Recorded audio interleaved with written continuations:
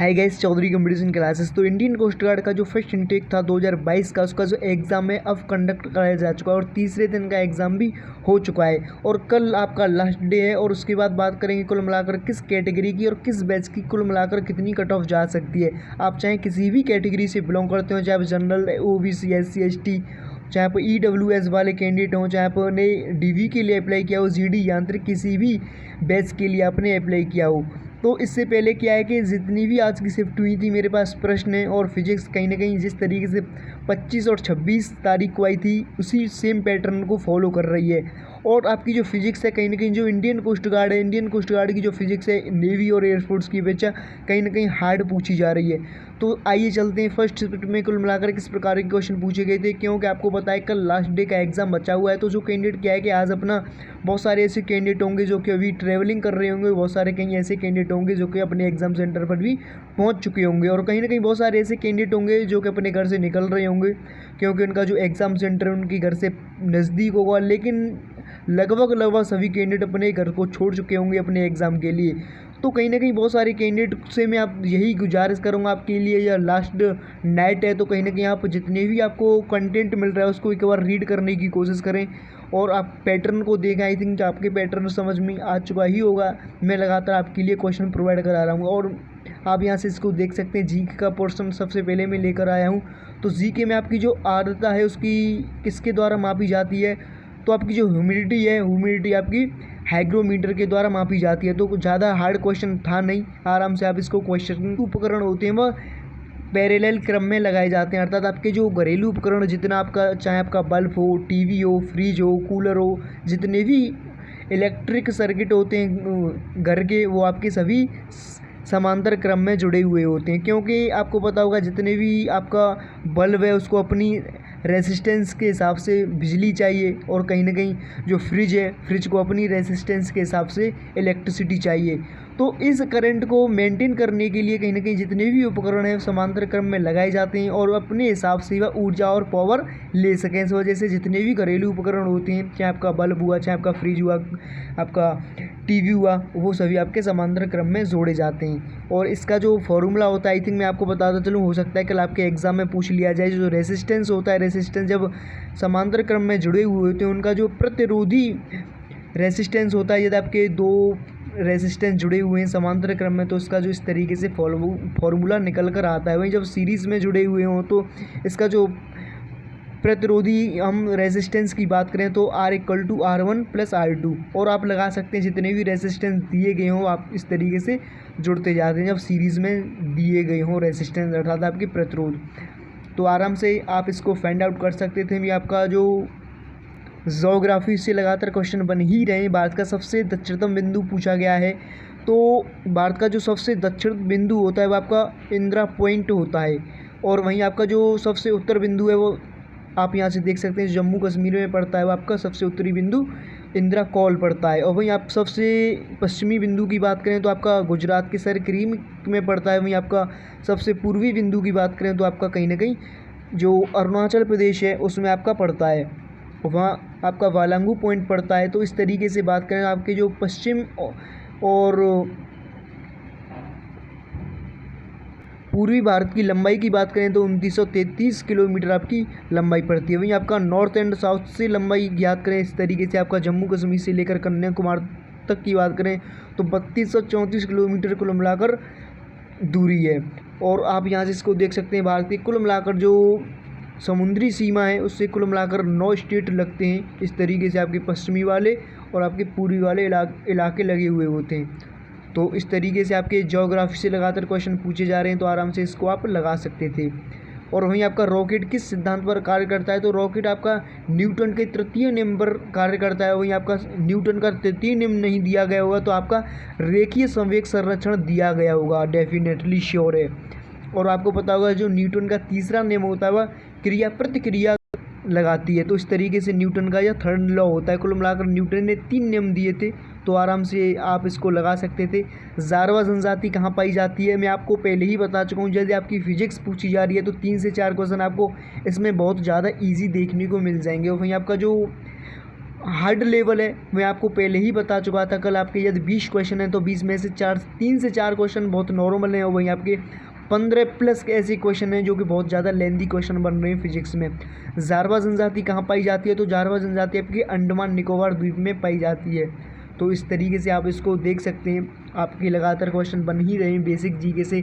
खेतड़ी किसके लिए प्रसिद्ध है? तो खेतड़ी आपको पता होगा जो राजस्थान के झुंझुनू जिले में पाई जाती है, और कुल मिलाकर यह तांबे के लिए प्रसिद्ध है। तो तांबा दिया गया होगा तो आराम से इसको आप लगा सकते थे। राजस्थान के झुंझुनू जिले में खेतड़ी पड़ती है जो कि तांबे के लिए प्रसिद्ध है।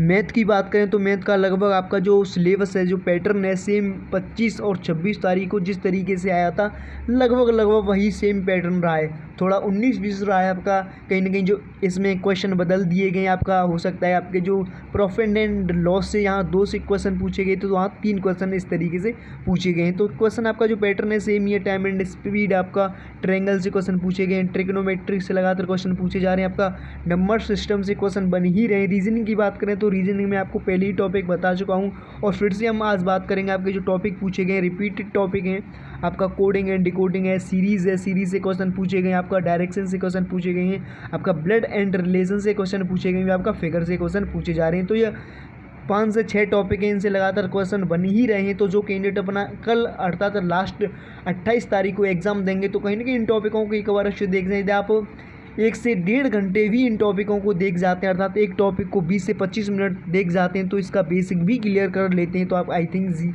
जो रीजनिंग है कहीं ना कहीं आराम से उसमें जो आपका जो परसेंटेज है, जो प्रोबेबिलिटी आपका करने की, वह कहीं ना कहीं अधिक हो जाएगी। वहीं आपका जो फिजिक्स का पैटर्न सेम ही रहा है, आपका हार्ड फिजिक्स पूछी जा रही है। लेवल कुल मिलाकर जो न्यूमेरिकल है 12 से 15 प्लस न्यूमेरिकल आपके पूछे गए थे। इंग्लिश की बात करें तो इंग्लिश का जो पैटर्न है सेम रिपीटेड आपका पैटर्न ही पूछा जा रहा है। आपका 1 वर्ड सब्स्टिट्यूशन पूछा गया था, इडियम्स एंड फ्रेजेस लगातार पूछा ही जा रहा है। फिल इन द ब्लैंक्स पूछे जा रहे हैं आपके 4 से 5 क्वेश्चन, और फिल इन द ब्लैंक्स में आपका वही डिग्री से संबंधित आपका कंजक्शन हो, चाहे आपका प्रेपोजिशन हो, चाहे आपका आर्टिकल हो, इनसे संबंधित क्वेश्चन पूछे जाते हैं फिल इन द ब्लैंक्स में। वहीं आपका सिनोनिम्स एंड एंटोनिम्स लगातार पूछे जा रहे हैं, नैरेशन पूछी जा रही है, एंड पैसिव एंड वॉइस पूछे जा रहे हैं। तो इस तरीके से आपका सेकंड शिफ्ट की बात करें तो सेकंड शिफ्ट में आपका जो क्वेश्चन पूछा गया था जीके का, विदर्भ क्षेत्र भारत क्षेत्र के किस राज्य में स्थित है? तो विदर्भ आप बात की जाए तो भारत के महाराष्ट्र राज्य में स्थित है, और विदर्भ में लगभग आपके 11 स्टेट पड़ते हैं। और पहले बात करें तो प्राचीन जो कहीं ना कहीं 1956 तक आपका 1956 के बाद यह महाराष्ट्र में जोड़ दिया गया है, लेकिन 1956 से पहले यह मध्य प्रदेश में लगता था। तो इस तरीके से आप इसको यहाँ से देख सकते हैं। अब प्रेजेंट में यह महाराष्ट्र में है, लेकिन आपका जब पास्ट में पूछा गया हो तो आप लगा सकते थे आपका मध्य प्रदेश में विदर्भ पहले पड़ता था। और वहीं उपराष्ट्रपति का चुनाव पूछा गया था, तो लगातार आपके कॉन्स्टिट्यूशन ऑफ जो इंडिया है लगातार उसके क्वेश्चन बन ही रहे। राष्ट्रपति उपराष्ट्रपति, तो कल राष्ट्रपति से संबंधित क्वेश्चन पूछा गया था, तो मैंने उसमें उपराष्ट्रपति और प्लस राष्ट्रपति पर जो महाभियोग लगाया जाता है दोनों ही आपके लिए अनुच्छेद बताए थे। तो कुल मिलाकर जो उपराष्ट्रपति का चुनाव होता है वह आर्टिकल 63 के अंतर्गत कराया जाता है। इसका जो चुनाव होता है इलेक्शन कमीशन ऑफ इंडिया के द्वारा कराया जाता है। और इसमें जो आपका जो निर्वाचक मंडल होता है, निर्वाचक मंडल की बात करें तो आपका इसमें राज्यसभा के जितने भी सांसद होते हैं और लोकसभा के जितने भी सांसद होते हैं, लोकसभा एंड राज्यसभा दोनों के जितने भी सांसद होते हैं, जो निर्वाचित सांसद होते हैं, इसमें दोनों पार्टिसिपेट करते हैं। लेकिन इसमें क्या है कि देखिए राष्ट्रपति के चुनाव में लोकसभा और राज्यसभा के सांसद तो इसमें पार्टिसिपेट करते हैं, प्लस राज्य की विधानसभाओं के जो विधायक होते हैं अर्थात जो एमएलए होते हैं, जो निर्वाचित होकर आते हैं अपनी अपनी विधानसभा सीटों से, वो भी अपना इसमें हिस्सा लेते हैं। लेकिन उपराष्ट्रपति चुनाव में केवल लोकसभा और राज्यसभा ही हिस्सा लेती है। तो आपको यह याद होना चाहिए। कुल मिलाकर जो पैटर्न होता है भारत का नागरिक होना चाहिए। यदि मैं आपको पहले ही बता चुका था, यह पार्ट नंबर 5 के अंतर्गत आता है, यूनियन के अंतर्गत, और इसमें जो अनुच्छेद 52 से लेकर 151 तक बात की गई है। तो ये में यदि आपने थोड़ा भी बहुत पढ़ लिया होगा राष्ट्रपति उपराष्ट्रपति आपकी जितनी भी पार्लियामेंट है, सुप्रीम कोर्ट है, तो कहीं ना कहीं आप आराम से इसको फाइंड आउट कर पाएंगे। तो इस समय जो प्रेजेंट में भारत के जो उपराष्ट्रपति हैं वेंकैया नायडू हैं, और इसके चुनाव में आपको बता ही चुका हूँ कौन कौन पार्टिसिपेट करता है। विश्व का सबसे बड़ा जंगल कहाँ स्थित है, ये क्वेश्चन पूछा गया था। तो विश्व का जो सबसे बड़ा जंगल है वह अमेज़न जंगल है। और आपको पता होना चाहिए अमेज़न जंगल को पृथ्वी का फेफड़ा के नाम से भी जाना जाता है, क्योंकि यहाँ पर 100% में से 20% ऑक्सीजन इन्हीं जंगलों से जनरेट होती है। तो इस वजह से इसको पृथ्वी का फेफड़ा भी बोलते हैं। और यह लगभग आपके 9 कंट्रियों से टच होता है। बहुत ही बड़े क्षेत्र पर फैला हुआ यह जंगल है और इसको अमेज़न के नाम से जानते हैं। और कहीं ना कहीं इसकी जब देश पूछा जाए तो ब्राज़ील लगा देते हैं, लेकिन कहीं ना कहीं यह 9 देशों से सीमा लगाता है, लेकिन अधिक तौर पर यह ब्राज़ील राज्य में फैला हुआ है। तो इस वजह से इसको ब्राज़ील के अंतर्गत ले जाते हैं। दक्षिणी अमेरिका से लेकर ब्राज़ील तक फैला हुआ यह जंगल है। तो कॉन्स्टिट्यूशन से लगातार क्वेश्चन पूछे जा रहे हैं। आपका भारत में किस प्रकार की नागरिकता पाई जाती है, तो भारत में एकल नागरिकता पाई जाती है। आपको पता होगा जो भारत की नागरिकता की बात की गई है वह भारतीय संविधान के अनुच्छेद 2 में बात की गई है। आपका जो पार्ट नंबर 2 है उसमें आपको यदि नागरिकता के विषय में कुछ भी जानना हो तो आपको संविधान के भाग 2 को पढ़ना होगा। साथ में उसमें जो अनुच्छेद दिए गए हैं 5 से 11 दिए गए हैं, अर्थात कौन कौन लोग भारत के नागरिक हो सकते हैं और किस तरीके से भारत की नागरिकता प्राप्त की जा सकती है, तो सब कुछ इसमें बता दिया गया है। वही जो नागरिकता ली गई है और ब्रिटेन के संविधान से ली गई है। भारत में जो नागरिकता ली गई है और भारत में एकल नागरिकता चलती है। और वहीं अमेरिका की बात करें तो अमेरिका में आपका सेंट्रल स्तर पर अलग नागरिकता होती है, वहीं स्टेट स्तर पर अलग नागरिकता होती है। इसमें 2 प्रकार की नागरिकता होती है, दोहरी नागरिकता होती है, लेकिन भारत में एकल नागरिकता अर्थात सिंगल सिटीजनशिप पाई जाती है। बात करें आपका यदि प्रकाश की किरण एक माध्यम से दूसरे माध्यम में जाती हो तो परिवर्तित हो जाती है। तो आपको पता होगा यदि प्रकाश की किरण एक माध्यम से दूसरे माध्यम में जाती है, इस तरीके से आप यहाँ से लगा सकते हैं कोई परावर्तक पृष्ठ है और यहाँ पर आपका कोई अविलंब है और यहाँ से प्रकाश की कोई किरण एक आई और सेम उसी मार्ग पर लौट जाती है तो उसे प्रकाश का परावर्तन बोलते हैं। यदि प्रकाश की किरण एक माध्यम से जाती है और दूसरे माध्यम में कहीं ना कहीं उसकी जो दिशा है, उसकी जो वेग था, उसमें थोड़ा बहुत परिवर्तन होता है तो उसे प्रकाश का अपवर्तन कहते हैं। तो आई थिंक आपके समझ में आ गया होगा। और यदि आप लगा सकते थे, आपके जो कंप्यूटर स्क्रीन थी, आपका जो एग्ज़ाम था आज, और इसमें अपवर्तन पूछा गया था या फिर परावर्तन पूछा गया था, आराम से इसको आप लगा सकते थे।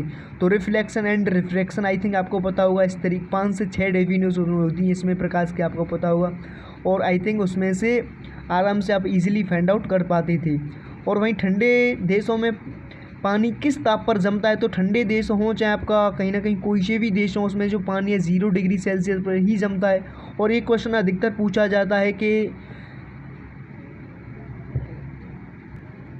ठंडे जो आपकी ठंड पड़ती है उसमें क्या होता है, तालाब का पानी जम जाता है। उस तालाब का पानी जम जाने के पश्चात भी उस तालाब में जो मछलियाँ होती हैं वह जीवित रह पाती हैं, क्यों? तो आपको पता होगा जब आपका यह तालाब, आप यहाँ से इसको लगा सकते हैं, या कोई तालाब है और तालाब का यह सरफेस है अर्थात ऊपर का पानी, और यह वायुमंडल है, तो वायुमंडल भी ठंडा होता है। आपको पता हो इसके चारों ओर की जो वायु होती है वह ठंडी होती है। तो चारों ओर की वायु ठंडी होने के कारण इसका जो परत है, ऊपर वाली परत है, जो तालाब होता है उस वह लगातार ठंडी होती जाती है और इसका जो टेम्परेचर है कहीं ना कहीं डाउन होता जाता है। टेम्परेचर डाउन होने के कारण यहाँ बर्फ़ की एक पतली परत जम जाती है और पतली परत जम जाने के कारण जो नीचे का टेम्परेचर होता है 4 डिग्री सेल्सियस तक ही जा पाता है, उससे कम नहीं जा पाता है। तो इस वजह से जो नीचे, ऊपर तो परत जमी रहती है लेकिन नीचे ठंडा पानी रहता है, इस वजह से जो मछलियाँ होती हैं और जो भी कोई जलीय जीव होते हैं वह बच जाते हैं आसानी से। इस तरीके से आपका क्वेश्चन भी पूछा जा सकता है आगे आने वाले दिनों में, या फिर हो सके आपको कल शिफ्ट में पूछ लिया जाए। परावर्तन से संबंधित एक उदाहरण पूछा गया है। तो जो भी हम अपना चित्र देख पाते हैं दर्पण में, और हम परावर्तन के कारण ही अपना जो चित्र है देख पाते हैं, और जो भी हमारी साउंड कहीं ना कहीं जो वाइब्रेट करती है, आपको पता होगा जो रिफ्लेक्शन होता है और एक व्यक्ति द्वारा दूसरे व्यक्ति को देखना कहीं ना कहीं यह परावर्तन के कारण ही संभव है। इस तरीके से आपकी एक किरण आती है और परावर्तक पृष्ठ से टकराने के पश्चात सेम उसी मार्ग पर लौट जाती है, तो उसे प्रकाश का परावर्तन कहते हैं। जिस तरीके से मैंने आपको अभी ऊपर डेफिनेशन भी बताई थी, देखिए शॉर्ट में आपको बताने की कोशिश कर रहा हूँ। एलपीजी में मुख्यतः कौन सी गैस पाई जाती है, तो जो एलपीजी है अर्थात लिक्विड पेट्रोलियम गैस है, उसमें आपकी ब्यूटेन और प्रोपेन मुख्य तौर पर 2 गैस पाई जाती हैं, ब्यूटेन और प्रोपेन। और ब्यूटेन और प्रोपेन कहीं ना कहीं यह गंधहीन गैस होती हैं, तो इस वजह से आपको एग्ज़ाम में यह क्वेश्चन एक बार पूछ लिया गया, 2 से 3 बार एग्ज़ाम में पूछ लिया गया। एनडीए के एग्ज़ाम में पूछा गया था आपकी जो एलपीजी होती है, एलपीजी में एक गंध युक्त गैस मिलाई जाती है, वह कौन सी गैस होती है? तो आप इसको आगे नेक्स्ट याद करें, आप जो भी अपना एग्ज़ाम देने जाएंगे, चाहे आपका एयरफोर्स हो, नेवी हो, एनडी हो, कोस्ट गार्ड हो, चाहे आपका आर्मी का पेपर हो, डेफिनेटली आपका यह पेपर में पूछा ही जाता है। तो इसमें एथिल मरकैप्टन मिलाई जाती है। आपने जब आप आई थिंक आपने यह सभी कैंडिडेट, जितने भी कैंडिडेट हैं, C2H5SH सभी ने यह सूम रखी है। यह वही C2H5SH होती है। जब एलपीजी लीक करती है तो हम बोलते हैं कि यार गैस लीक हो रही है, तो इस गैस को हम क्या है कि बंद कर देते हैं। तो यह कहीं ना कहीं इसमें एक तीक्ष्ण युक्त गैस मिलाई जाती है, क्योंकि आपको पता होगा ब्यूटेन और प्रोपेन क्या होता है, गंध इसमें किसी भी प्रकार की नहीं होती है। तो इस वजह से इसमें एक गंध युक्त गैस मिलाई जाती है, एथिल मरकैप्टन। आपको पता चल जाए, यदि आपका सिलेंडर लीक हो रहा है तो आपको पता चल जाए कि यह सिलेंडर लीक हो रहा है, आपकी जो एलपीजी गैस है लगातार निकल रही है। तो इस वजह से उसमें एक तीक्ष्ण गंध युक्त वाली आपकी एथिल मरकैप्टन गैस मिला देते हैं। मैंने आपको फॉर्मूला भी बता दिया है। अर्धचालक इसका बना होता है। जो अर्धचालक होते हैं वह आपका ज़्यादातर सिलिकॉन के ही बनाए जाते हैं, आपका गैलियम के भी बनाए जाते हैं, लेकिन आपके जो अधिकतर अर्धचालक हैं वह सिलिकॉन के ही बनाए जाते हैं। अधिकतर एग्जाम में यह भी पूछा गया है, जो कंप्यूटर की चिप होती है मुख्य तौर पर उसमें किस प्रकार के अर्धचालक का प्रयोग किया जाता है। तो जो कंप्यूटर वाली चिप होती है उसमें आपका सिलिकॉन अर्धचालक का प्रयोग किया जाता है। अर्धचालक की डेफिनेशन आई थिंक सभी कैंडिडेट को पता होगा, और इनके कहीं ना कहीं बहुत ही महत्वपूर्ण उपयोग है, क्योंकि इनका जो कार्य होता है जस्ट चालक के विपरीत होता है, क्योंकि टेम्परेचर बढ़ने पर इनकी जो विद्युत चुंबकशीलता होती है वह लगातार बढ़ती जाती है। देखिए, ये डीपली वगैरह क्वेश्चन है, मैं आपको इतना नहीं गहराई से नहीं बता पाऊँगा, और यदि अच्छा सब कुछ रहा तो कहीं ना कहीं हम एक क्लास भी शुरू करेंगे, उसमें सब कुछ डिटेल में बात करेंगे, डीपली बात करेंगे। अभी आपको शॉर्ट ही बताकर चलना है। अर्धचालक वे पदार्थ होते हैं जो चालक और अचालक के मध्य कार्य करते हैं। तो आप आराम से इसको लगा सकते थे। इस बार का जो ओलंपिक था उसका जो भारतीय सॉन्ग था क्या था, तो यह करंट अफेयर से कम हमको केवल इस बार एक ही क्वेश्चन देखने को मिला है। तो इस बार आपको पता होना चाहिए ओलंपिक खेल खेले गए हैं, जापान के टोक्यो में खेले गए हैं। इनका जो संस्करण था 32वें संस्करण था, और कुल मिलाकर इसका जो सॉन्ग था वह लक्ष्य तेरा सामने है, और मोहित चौहान के द्वारा यह सॉन्ग लिखा गया था, उनके द्वारा गाया गया। तो आप यहाँ से इसको लगा सकते हैं। इसका जो सॉन्ग था वह लक्ष्य तेरा सामने है। और हम ओलंपिक पर थोड़ी बहुत नज़र डालते हुए चलें तो 32वें संस्करण के यह ग्रीष्मकालीन ओलंपिक थे, और 2020 में होने थे। इस वजह से ही इनको टोक्यो 2020 बोलते हैं, क्योंकि आपको पता हो कोविड-19 था, इस वजह से आपके जो ओलंपिक थे पोस्टपोन कर दिए गए थे। तो इस वजह से आपकी जो टोक्यो ओलंपिक 2021 में हुए थे। और इसमें रैंक की बात करें तो पहले ही रैंक पर यूएसए था 113 मेडल के साथ, और वहीं बात करें सेकंड नंबर पर, तो सेकंड नंबर पर आई थिंक आपका चाइना था, आई थिंक उसके 88 मेडल थे। वहीं जो तीसरे नंबर पर था वह जापान था, जिसका वह होस्टेस भी था साथ साथ में। और इंडिया की बात करें तो भारत ने 7 मेडल जीते थे, जिसमें से 1 मेडल जीता था नीरज चोपड़ा ने, जो कि स्वर्ण पदक था, गोल्ड मेडल था। और अभिनव बिंद्रा के बाद केवल एक व्यक्ति द्वारा जीता गया हुआ वह बात करें आपका एथलेटिक्स में केवल सिंगल पर्सन है जिनके द्वारा गोल्ड मेडल जीता गया था, वह थे आपके नीरज चोपड़ा, जिन्होंने जेवलिन थ्रो में आपको पदक दिलाया था 7 अगस्त को। आई थिंक सभी कैंडिडेट को पता होगा, अभी लेटेस्ट ही बात है, 7 अगस्त को उन्होंने 87.58 मीटर भाला फेंका था, और सिल्वर मेडल भारत के लिए पक्का किया था, लेकर आए थे। तो इस तरीके से आप इसको याद कर सकते हैं। भारत ने कुल मिलाकर 7 मेडल जीते थे, और कुल मिलाकर 1 इसमें गोल्ड था, 2 सिल्वर थे, वहीं आपके 4 ब्रॉन्ज मेडल थे। हॉकी में भी 1980 के बाद भारत ने इस बार अपना ब्रॉन्ज मेडल जीता था पुरुष हॉकी टीम ने। और इतना आपको पता ही होना चाहिए, और सभी कैंडिडेट को पता होगा, लेटेस्ट जुड़े हुए हैं। कहीं ना कहीं आप तैयारी कर रहे होंगे किसी भी चैनल से या फिर किसी भी बुक से तैयारी कर रहे हो, तो लेटेस्ट वाली चीज़ें आपको पता ही होनी चाहिए। भारत में हाल फिलहाल की जितना भी घटना होती है उनको सभी पर आपकी पकड़ थोड़ी बहुत होनी ही चाहिए।